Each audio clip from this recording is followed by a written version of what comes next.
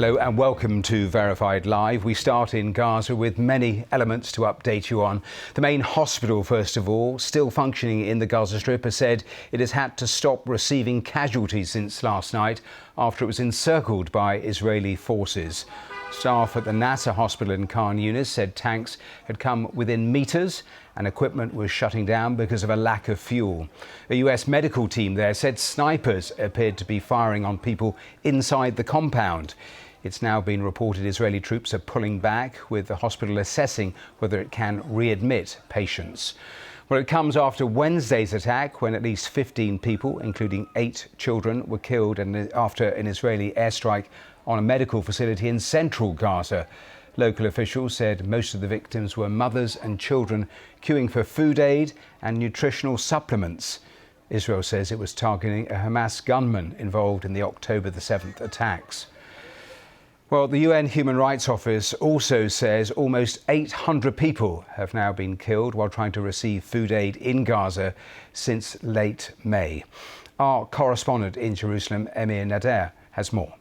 Palestinians have said on the ground, in terms of the fact that when they've gone to seek aid from the Gaza Humanitarian Foundation points, which is this new controversial US and Israeli-backed mechanism for delivering aid, sites where Palestinians must go to retrieve boxes. It's been criticised as being an extremely militarised and humiliating system of seeking, of distributing aid. Palestinians there have said that they are regularly coming under fire, Israeli fire, and hospitals as well are recording bullets in bodies, bullet injuries from those who've said they've been going to seek aid. We have at times seen the Israeli military acknowledge that they have fired upon Palestinians seeking aid and saying that they will review their processes, but we are daily hearing about deaths at those aid distribution points. And in fact, the distribution of aid has become one of the